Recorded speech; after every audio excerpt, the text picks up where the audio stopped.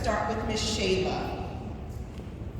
What are the costly legal mistakes entrepreneurs make in business, and how can they avoid them? All right. So how many I'm sorry. That question. I called you all up, but I didn't allow you to introduce yourself.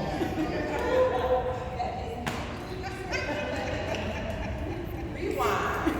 I'm going to have them introduce themselves. So let's start down this end with Brittany. Although we've seen Brittany, we don't know who Brittany is. So let me have them give an opportunity so we'll know who's in front of us as the experts. I apologize for that. So Brittany Calloway, good morning, everyone. Nice to see you all. Yeah, so also in the real estate investing space. So a licensed realtor, DC, Maryland, Virginia. I have my broker's license as well as, goodness gracious, just teaching people how to buy, sell, and also invest in real estate. All right. Hello, everyone. I am Shayla Jackson. I train and equip women, leaders, and entrepreneurs to break through limitations to creating mental, spiritual, and financial wealth. I am a graduate of Georgetown Law, and I use my law degree to help entrepreneurs learn the laws of doing business so that they feel confident actually running their business the legit way. And I have a Women Who Went on Purpose tribe that's really about using kingdom principles to actually growing your business. Amen. So that you're doing business His way rather than the world's way. Amen. Amen. Good morning, everyone. Good morning. My name is Leroy McKinsey Jr. I am the president and CEO of J&F Enterprises. We are a distribution, publishing, and business consulting firm in Baltimore. We assist aspiring authors as well as seasoned authors to be able to brand their books, brand market their books as well. And then we assist entrepreneurs and aspiring entrepreneurs to be able to start their business or to be able to grow their business, to connect, build, and grow their businesses, bring their visions to reality. Amen. Good afternoon, everyone. Good afternoon. I am Denise J. Hart. I go by Denise Joy. I have had several successful businesses over the past 25 years. Today, I'm here to share with you my latest business venture and also just my experiences and the highs and lows of being an entrepreneur. Currently, I'm the CEO of Heart of the Cell Home Staging. What I believe is people should fret less, sell fast, and make more money. Amen.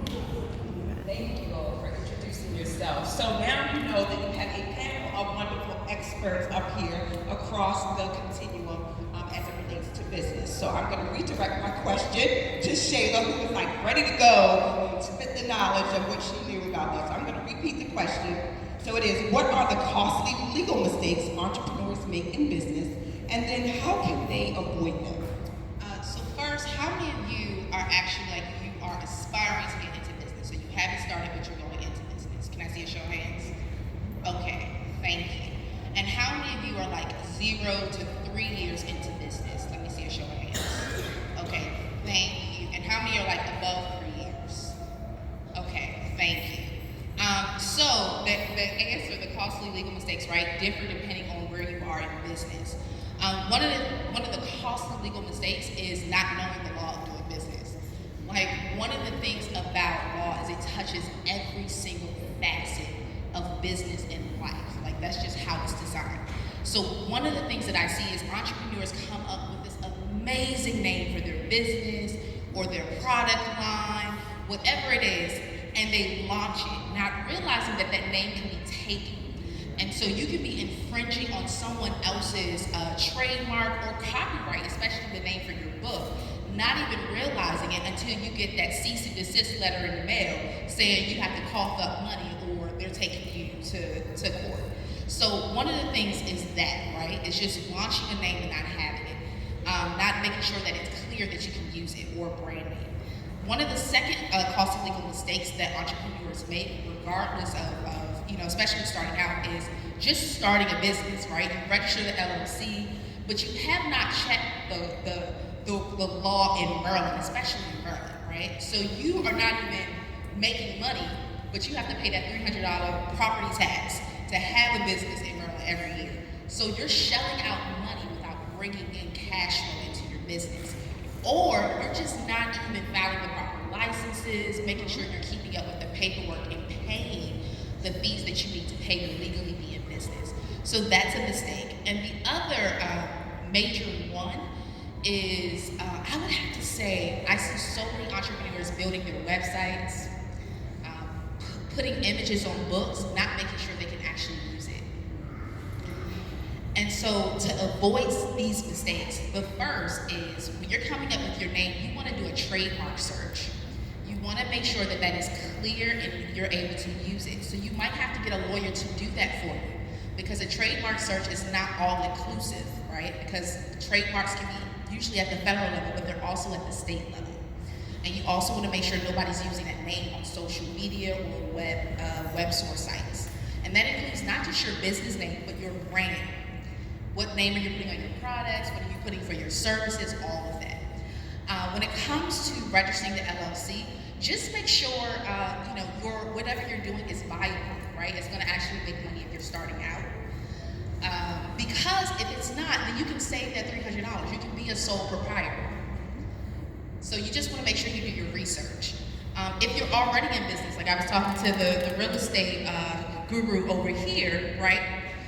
There are certain things that you want to make sure that you do for your business. So real estate, they might put their properties in a different LLC because that's just the wise way to do it when it comes to real estate.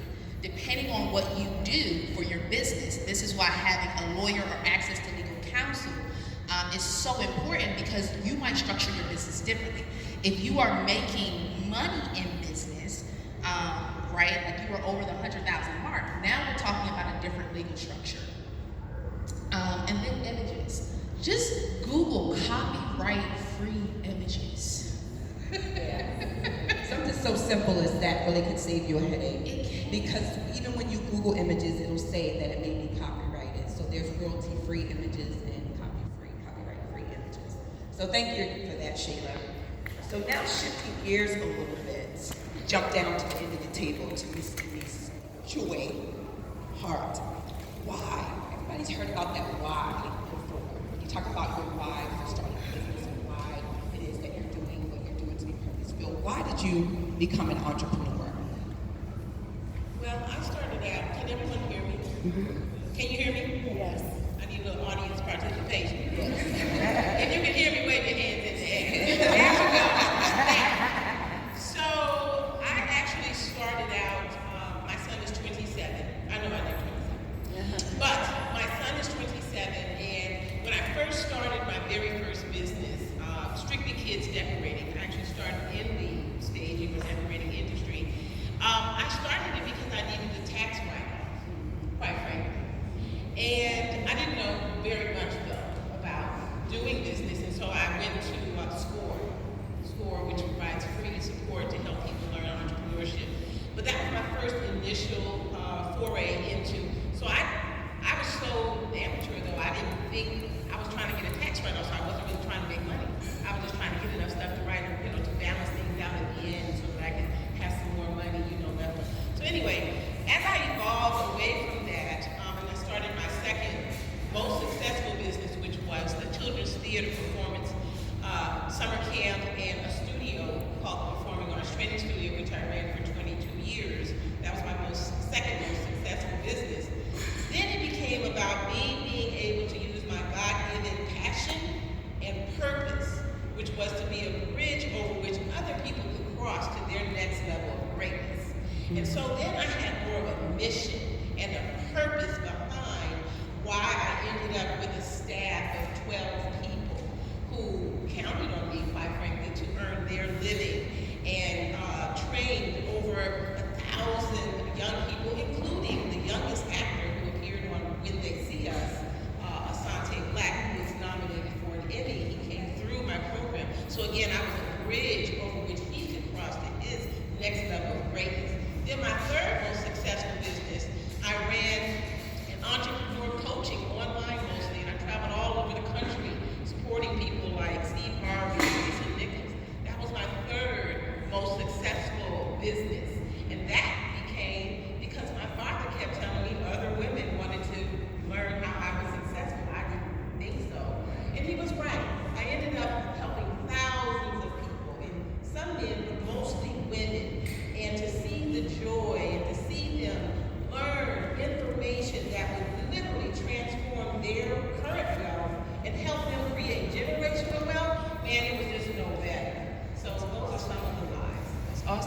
sharing that. Is just listening to her share. It's one, you started out with thinking that it was solving a problem, right? Wanting to have a tax write-off, and then that eventually propelled you into your purpose. So sometimes that's how businesses can be birthed through that whole process.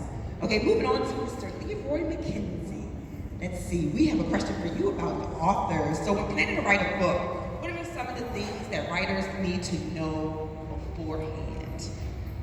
Well, one of the first things, like the attorney was saying here, there are things that folks go into writing that they don't necessarily understand. The first thing I said, or that I usually tell people, is the way you talk is not